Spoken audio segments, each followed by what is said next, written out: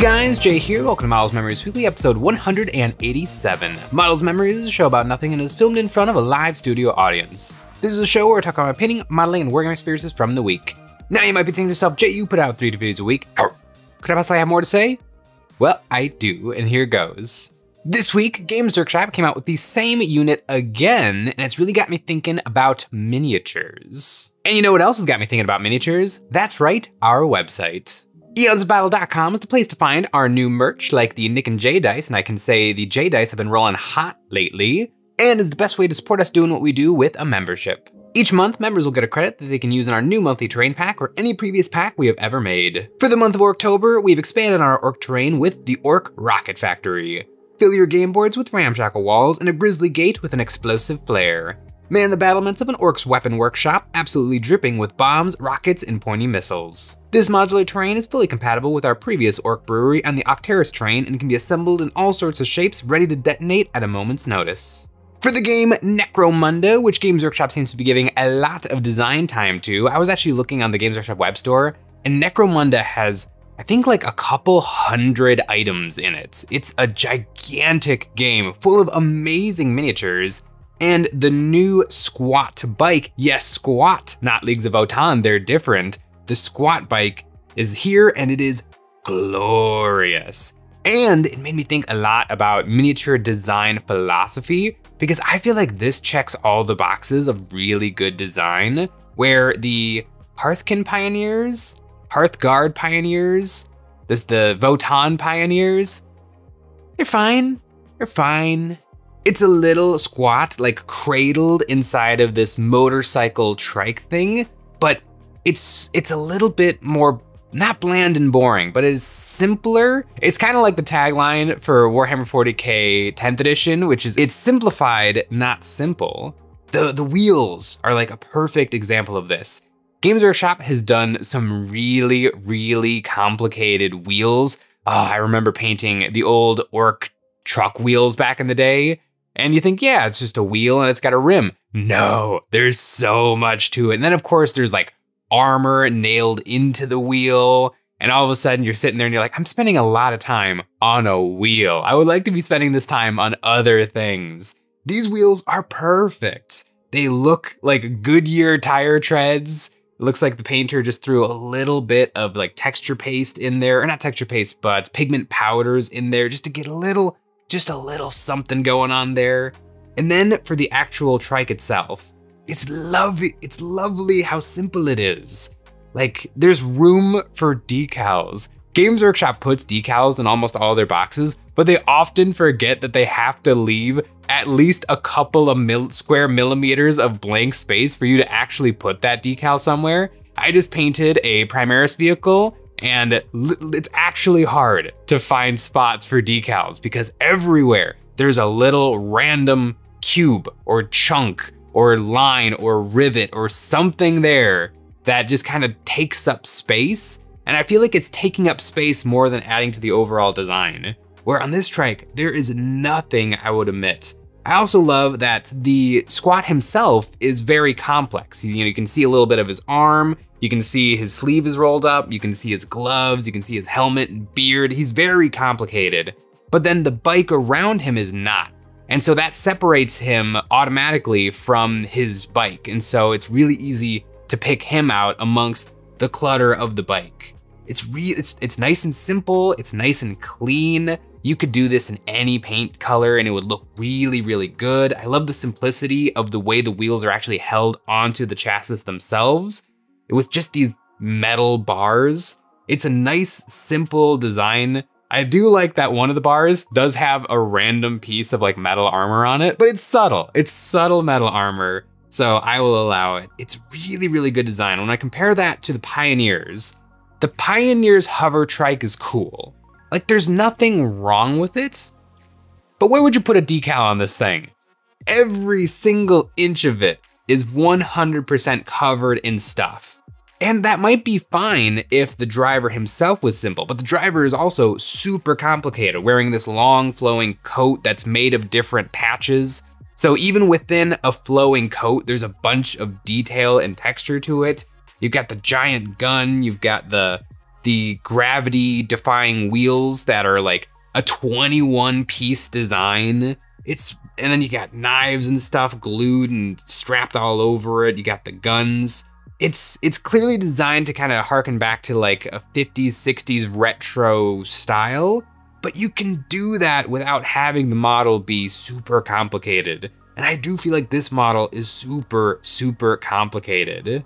This is something, I think Games Workshop is in a really interesting spot because they make the best plastic miniatures, and people get a little testy when I say things like that, but it is true. I've bought models from everyone else, and their plastic models are for sure a cut above. However, this past weekend, I was putting together some Blissards archers for the Hedonites of Slaanesh, and these models are lovely. They are incredible. Like, I've put together Malifaux models, which Malifaux models are also like probably a close second for plastic miniatures. Malifaux models are different. They stand like 32 millimeters, and they are artistic scale, 9.5 heads tall, where Games Workshop minis are like heroic scale with like the fat hands and the fat weapons. The Blissards archers are like 7 pieces each. I had to build 10 of these things. It was a nightmare. And I'm not even done. I've got them glued together, but I do have to do a little bit of gap filling, especially since they're like naked. And so I don't want there to be like seam lines in their flesh. So I do have to do a little bit of gap filling, but there is no possible customization with the Blissards archers. They all go together one unique way, and that is absolutely it. There's not even like options in the kit for like, well, this one, he could have the bow and arrow like this, or he could have it up a little bit and then a knife. No, it's just bow and arrow pulling back on the string with the little arrow sticking out the front. And so, is this good? I would almost argue, like, it's clearly objectively good, but I don't believe that there isn't a little bit more engineering that could go into this to at least make it a little easier. I'm sure that if you looked at the tooling to make this exact miniature, the tooling is perfectly engineered to be able to capture as much detail as absolutely possible while still being an injection molded plastic piece. Like, the head is a different piece, but the hair is actually connected to a little bit of the hair on the back and a little bit of this shoulder and a little bit of this nipple. Like, the way that these models are cut and sliced is hilariously obtuse. And when it all comes together, it's pretty darn good. But there's more to it than this. I also think that this is just a really tricky model in general because it is essentially a naked archer. There's some Games Workshop kits right now that are pretty darn new, that are glorious. I would say the Sisters of Battle, Battle Sisters, is probably one of the greatest plastic kits ever designed. It also goes along with the pairing of what the sisters look like versus like what they need to be in terms of parts. They are monopose if you follow the instructions. However, all of the arms will fit on all of the bodies. The arms are paired to the guns because they have these long flowing sleeves. And so you've got 2 hands attached to the gun. Usually that's 2 or 3 pieces, but any of the pairs of arms will fit on any of the torsos. The torsos are mated to the legs because they have long flowing robes as well. And so the robes need to be following the movement of the legs. But you've got 10 different pairs of legs. You got 10 different pairs of arms. You can mix and match. And I would say that that is essentially infinite posability because how many does that give you? 50 different poses?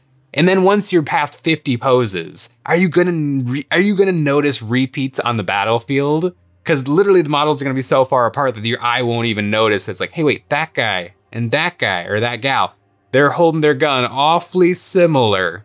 That would be an example of like a perfect kit. There are other kits from Games Workshop, like the Necron Immortals from 2011, where they're essentially posable because they have ball and socket joints for their arms and their torso. However, their gun has a little hose that connects to the back, and so really they're posable, but they're not because you have to make those hoses line up, so you kind of got to build the entire upper body and arms and gun, and then you get a little bit of posability in the waist. Like, Games Workshop is very hit and miss with the engineering. Now, the question always is this down to malice? Like if we look at a kit like the Deathcore of Krieg, which is very similar to the Sisters and where most of the arms will fit on any of the bodies, but Games Workshop does little things like the arm that holds the melt-a-gun is also the arm that holds the plasma gun. And so if you want to build the melt-a-gun and the plasma gun operative, which you do, you have to get 2 kits. I would say, really, you don't? I built this kit, I helped Sean build his kit, and if you do it just right, a Krieg arm is a Krieg arm is a Krieg arm, and you can take that and modify it and get away with having the wrong technically arm, but it looks exactly the same, holding up both weapon options. I would say this is probably down to laziness more than malice. I'm sure Games Workshop would love you to buy another kit. I bet most people don't buy an entire another kit just because they want one more like weapon operative. I think most people are pretty darn satisfied with either gluing the gun to like the person's back, like they got it slung over their shoulder, or just saying, by the way, the flamethrower guy is the melt-a-gun guy in this game. Like most people are willing to do that well before they're willing to buy an entire another kit.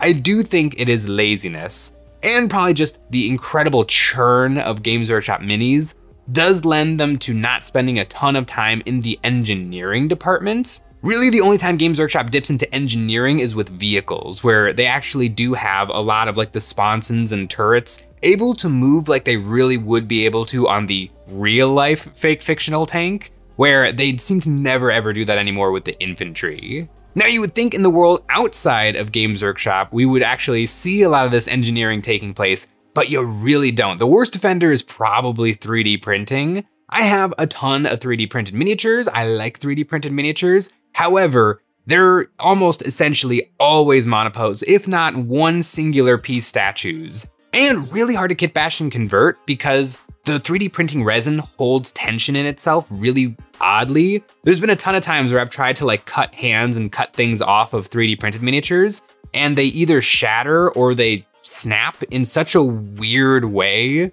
that you lose like material. This 3D printing resin is odd.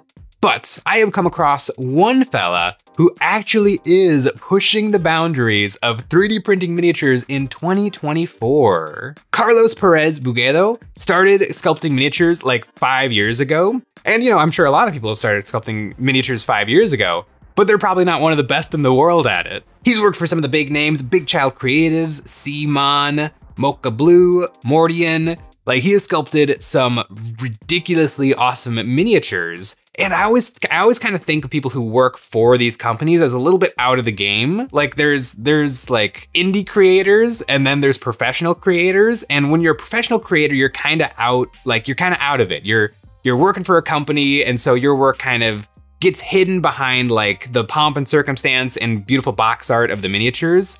But those people are like the most creative and just the best people working in the industry right now. And so in his free time, he made some orcs. His orcs are called the Longsnouts, and they harken back to the old days, probably like 6th edition Warhammer Fantasy Battles and the old orc kit, but they're new. And they're the best looking orcs out there. There's a lot of really, really good orcs out there. Everyone who sculpts seems to at least spend a little bit of time on the orcs, but these orcs are very, very unique in that their design philosophy is to kind of make them a little bit of a blank slate. They're not good guy orcs or bad guy orcs. They're just orcs. The details in them are not like flamboyant or exaggerated, but they're all there in the right spots. The hands have been inflated to just the right degree.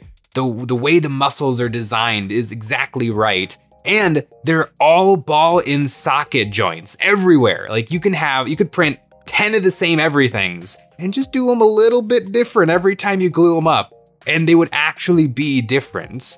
Like I'm used to seeing that sort of posability on old Games Workshop stuff where the posability is really good, but the models look pretty bad. But this is like proof that you can make modern miniatures that have beautiful, perfect details and are actually designed for this philosophy, and they actually work really, really well.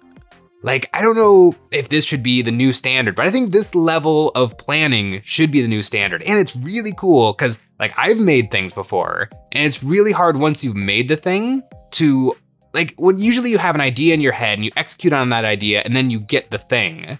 But this was almost, he had an idea of what he wanted the orcs buildability and mechanics to be, and then probably edited his design ideas to make them fit the project, which is like a weird, it's like a crazy next level thinking and planning. A lot of the 3D printing models that really catch my eye are essentially beautiful statues where it's only ever gonna look exactly like the rendering. It'll probably be sliced up with like peg and socket joints to get it all fit together.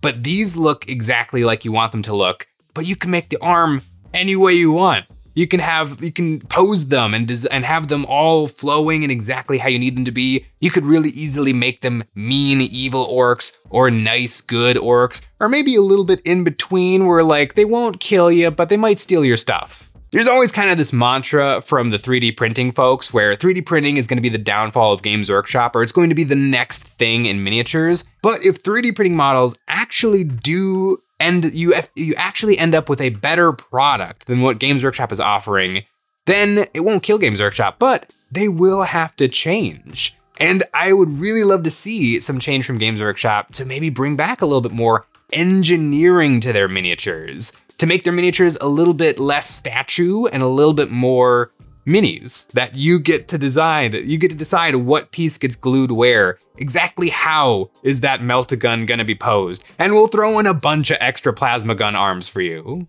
Carlos's Longsnouts campaign is live now on Kickstarter if you wanna check out his super cool orcs. I'm gonna be checking it out because it's just amazing. It's really cool, the engineering of these miniatures. I would also love to see him design some other things that maybe aren't orcs and see if like you can take the same design philosophies and bring them to other factions. As much as I've been poo-pooing on Games Workshop and their design, I do like the Blissards archers and the Hedonites of Slaanesh. I did play a game with these guys as proxies because I don't have them on bases yet, but they seem fine, but they do seem a little bit weakly. Like they seem like glass cannons that don't have much of a cannon to them. So if anybody else plays the Hedonites of Slaanesh, if you could leave a comment and tell me what I'm doing wrong, or if you got any tactics ideas, because I really do enjoy playing these guys, but I just haven't figured them out yet. So any help would be appreciated. I hope you guys enjoyed the video, and as always, thanks for watching.